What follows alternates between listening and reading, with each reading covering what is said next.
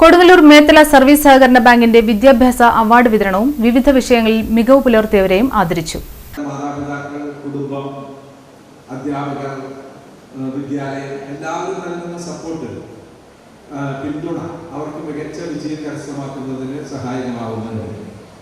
ഇപ്പോൾ നമുക്കറിയാലോ, ഇപ്പോൾ നല്ല വിജയം കേരളത്തിൽ SSLC പ്ലസ് ഉണ്ടായിട്ടുണ്ട്. കഴിഞ്ഞ തവണത്തെ അപേക്ഷിച്ച് കുറവുണ്ടെങ്കിൽ ഇപ്പോഴും മോശമല്ലാത്ത രീതിയിലുള്ള വിജയ ശതമാനം ഗ്രേഡിംഗ് നോക്കുമ്പോൾ വിജയ ശതമാനം ഇപ്പോഴും നിലനിൽക്കുന്നുണ്ട്.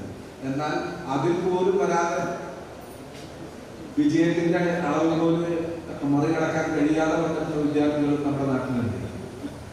അത് കേവലം ആ വിദ്യാർത്ഥികളുടെ മാത്രം കുറവ് കൊണ്ടായിക്കൊള്ളണമെന്നില്ല. നമ്മൾ പലപ്പോഴും പരിശോധിച്ചു കഴിഞ്ഞാൽ കാണാൻ വേണ്ടി കഴിയും ആ കുട്ടികളുടെ കുടുംബാന്തരീക്ഷം, സാമൂഹിക അവസ്ഥ, ഇതൊക്കെ. ബാങ്ക് പ്രസിഡന്റ് KM സലീം അധ്യക്ഷത വഹിച്ചു. സന്ദർഭത്തിൽ ഞാൻ അഭിനന്ദിച്ചുകൊണ്ട് കൂടുതലായി ഞാൻ പറയുന്നില്ല. നേരത്തെ വിനയൻ പറഞ്ഞ പോലെ ഡൽഹിയിൽ പാർട്ടികൾ നടത്തിയ സമരം കുറുക്ക് വഴിയിലൂടെ നീറ്റിനായാലും IPS, IAS അങ്ങനെയുള്ള ഇവരൊക്കെ പ്രവേശന പരീക്ഷകൾ കുറുക്ക് വഴികൾ ഉപയോഗിച്ചുകൊണ്ട്. പക്ഷെ നമ്മുടെ കേരളത്തിലെ പിള്ളേർ അവനങ്ങനത്തെ അധികോത്തരത്തിലൊന്നും നിൽക്കാറില്ല. നമ്മൾ കഠിനാധ്വാനവും നിശ്ചയദാർഢ്യവും ഉണ്ടെങ്കിൽ നമ്മൾ ഉദ്ദേശിക്കുന്ന കാര്യം നടക്കും. അത് നമ്മൾ അതിനു വേണ്ടി പഠിക്കും. ഒരു ലക്ഷ്യബോധം നിങ്ങൾക്ക് എല്ലാവർക്കും വേണം. കായിക രംഗത്ത് മികവ് പുലർത്തിയവരെ സർക്കിൾ സഹകരണ യൂണിയൻ ചെയർമാൻ MM സായുജ് ആദരിച്ചു. +2 ഉയർന്ന മാർക്ക് നേടിയവരെ നഗരസഭ വൈസ് ചെയർപേഴ്സൺ സുമിത നിസാഫ് ആദരിച്ചു. SSLCക്ക് ഉയർന്ന മാർക്ക് ലഭിച്ചവരെ അഡ്വക്കേറ്റ് CP രമേശൻ ആദരിച്ചു.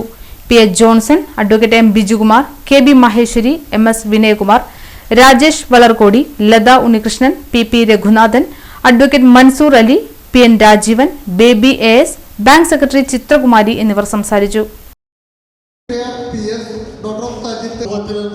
അനീതികളോടൊന്ന് പോരാടാൻ തയ്യാറാവുന്നത്. അങ്ങനെ പോരാടിയാൽ മാത്രമേ നമ്മളുടെ കാര്യങ്ങൾ മാത്രം നോക്കി പഠിച്ചൊരു ജോലി കിട്ടി ജീവിക്കലല്ല, സമൂഹത്തിലെ സാധാരണക്കാരായ ആൾക്കാരോട് ഒരു പ്രതിബദ്ധത വേണം. ഇപ്പോൾ കടന്നക്കുന്ന ഈ സമരങ്ങളെല്ലാം ഞാൻ പറയുമ്പോൾ ഒരു മാതൃകയാക്കി തന്നെ സ്വീകരിക്കണം. കാരണം നാട്ടിൽ നടന്നിരുന്ന വലിയൊരു അനീതി, കാരണം പഠിച്ച് രാവും ഉറക്കൊളച്ചിരുന്ന പഠിച്ച വിദ്യാർത്ഥികൾ പരീക്ഷ എഴുതാൻ പോകുമ്പോൾ പണം കൊടുത്തുകൊണ്ട് ചില ആൾക്കാർ ഈ ചോദ്യപേപ്പർ മേടിച്ച് എഴുതി പരീക്ഷ എഴുതി റാങ്ക് മേടിക്കാം. അനീതിക്കെതിരായ സമരമുള്ള നടന്നത്. ഞാനതിലേക്ക് കൂടുതൽ പോകുന്നില്ല. എനിക്ക് പറയാനുള്ളത്, നമുക്ക് കിട്ടുന്ന അറിവുകൾ സമൂഹത്തിൻ്റെ നന്മയ്ക്ക് വേണ്ടി ഉപയോഗിക്കണം. മനുഷ്യനെ മനുഷ്യനാക്കി മാറ്റുന്ന ഒരു പ്രക്രിയയാണ് വിദ്യാഭ്യാസം. മാനുഷികേതര ഭാവങ്ങളെ ചെത്തി മാറ്റുന്ന, ഛേദിക്കുന്ന ഒന്നാണ് വിദ്യാഭ്യാസം. നമുക്കറിയാം, ശ്രീനാരായണ ഗുരുദേവൻ പറഞ്ഞേക്കുന്നത് വിദ്യ കൊണ്ട് പ്രബുദ്ധരാവാനാണ് പറഞ്ഞേക്കുന്നത്. ഒരു